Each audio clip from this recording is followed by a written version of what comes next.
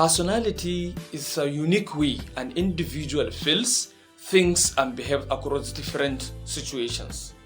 A personality refers to the unique set of characteristics, behaviors, thoughts, and emotional patterns that defines an individual's way of interacting with the world. It is shaped by a combination of genetic, environmental, and social factors. A person's personality, therefore, is a complex and multifaceted construct that is shaped by the combination of various components, and these components interact with one another to create the unique patterns of thoughts, the unique patterns of feelings, and the unique patterns of behaviors that defines an individual. What are these components? The component number one that form a person's personality is what we refer to as traits.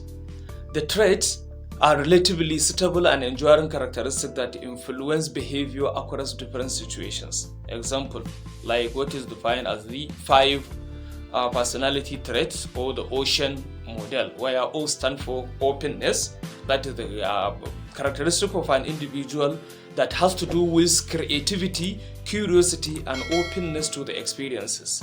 Then the C, that is conscientiousness, organization, responsibility, and self-discipline.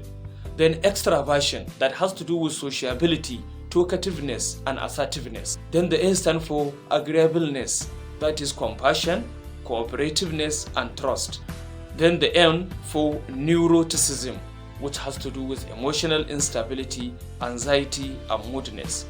This trait therefore provide a framework for providing or for understanding patterns in which a person's behave. Component number 2 is temperament. Temperament refers to the innate, biological based tendencies that influence how a person reacts to the world. It is often evident from childhood, and it includes whether the person is easygoing or the person is irritable, and also whether the person is having high reactivity or is having low reactivity. The temperament therefore forms the foundation of personality and influences how individuals react with their environment. Number 3 is cognition. Cognition has to do with thoughts and beliefs, and therefore this includes the way a person thinks, the way the person perceives and interprets the world. It encompasses beliefs, attitudes, and thought patterns of a person. For example, whether the person is optimistic or the person is pessimistic, whether the person is having high self-efficacy, such as beliefs in his own ability to succeed, and also include the core beliefs about oneself, about others, as well as the world. Therefore, cognition shapes how individuals process information and respond to situations. Number 4 is emotion. Emotions are the feelings and affective states that influence behavior and decision making. For example, frequency and intensity of emotions, whether the person is having joy, anger, or sadness, how a person frequently becomes angered, or how a person frequently becomes sad, or how the person is enjoying or is showing joy in his activities. Emotional regulation also, how a person manages and expresses his emotions, and therefore emotions play a key role in motivation, relationships, and overall well-being, and therefore helps in determining the personality of a person. Number 5 of the components that form the personality include motivation. Motivations are the internal drives and desires that guides behavior and goal setting. This includes intrinsic motivation, that is doing some things from the personal satisfaction, intrinsically having your own motivation inward, or extrinsic motivation, doing some things for external reward, things that has to, or the motivation that has to come from external. Likewise, the needs, like the Abraham Maslow's hierarchy of needs, which include physiological, safety, love, belonging, esteem, and self-actualization. So motivations explain why people pursue certain goals and behaviors, meaning motivation can determine the person's attitude, behavior, as well as the whole personality. Number 6 is values and beliefs. Values and beliefs. Values are deeply held principles or standards that guides behavior and also decision making, while beliefs are the convictions or acceptance that something is true or it exists. For example, values include honesty, loyalty, freedom, and equality, while beliefs include religious, cultural, and personal beliefs. And the values and beliefs provide a moral and ethical framework for behavior and therefore determines person's personality. Component number 7 is habits and behaviors. The habits and behaviors of an individual also determine his own personality. Habits are repeated behaviors that become automatic over time, while behaviors are the observable actions of an individual, what others can observe from your actions and your behaviors. For example, daily routines such as doing exercise, meditations, and others. Social behaviors such as being politely, that is politeness and assertiveness, and others. Habits and behavior therefore reflect personality and can reinforce or change it over time, and therefore forms the personality of a particular individual. Number 8 is self-concept. Self-concept is the perception a person has of themselves. Perception a person has of themselves, including their identity, self-esteem, and self-awareness. How do you perceive yourself? What concept? Who do you think you are, and how do you look at yourself? This includes self-esteem, that is how much one values themselves. How much do you value your own self? Or self-image, that is how one sees themselves physically and socially. It determines your personality. How do you look at yourself physically and how do you perceive yourself socially?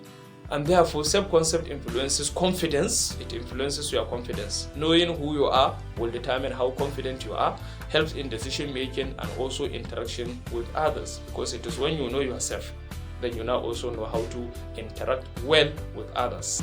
Number 9, we have social and environmental influence. These external factors such as culture, family, fears, and life experiences help in shaping our personalities. For example, cultural norms and expectations. What are the normal things that are accepted in our culture, and what are the expectations that our culture have on us will determine our personality. Parenting styles and family dynamics. The culture help in determining all the social and environmental influences include parenting styles and also family dynamics, things that has to do with parenting and family. Traumatic or positive life event. If someone has experienced some traumatics or some positive life event, these also come together to shape, change, or determine our personality. Component number 10 are the biological factors. Biological factors include genetics and neurological factors that contribute to personality. Genetics, what we inherit from our foreparents, as well as the neurological, the function of our neurological, the nervous system, the brain, and other components that form our neurological or nervous system, helps in shaping our personality. Genetics can include inherited traits from parents. The trait we inherit from our parent will determine or help in determining our personality. Brain structure and chemistry, how the brain is functioning, especially issues that has to do with level of hormones and chemical mediators or the neurotransmitters such as dopamine levels, serotonin levels, and other neurotransmitters that helps our ability or the function of our brains. So biological factors provide the fundamental or foundational basis for temperament and also trait. Number 11 is adaptability and growth. Personality is not fixed. It can change and adapt over time due to experiences, learning, and personal development. Experiences, learning, and personal development help in shaping our personality. And this includes learning new skills. By the time you learn new skills, definitely it will affect your personality. Overcoming challenges, how you learn to be overcoming or how you learn to be overcoming your challenges will help in determining your personality. And also therapy or self-improvement effort. If someone finds that he is having issues with his personality, or there are some things you are battling with that you know they are personality, or they are having personality basis, then one can go for therapy or decide to follow a route of self-improvement, and definitely that will help in shaping the personality of. In summary, personality is a dynamic interplay of traits, temperament, cognition, emotion, motivation, values, habits, self-concept, social influences, biological factors, and adaptability. And therefore, these components work together to create the unique and complex nature of individual's personality. While some aspects like temperament are more innate, others like habit and values can be shaped and developed over time. By knowing this, maybe we can be able to try to start identifying and also knowing people by their personalities. Thank you.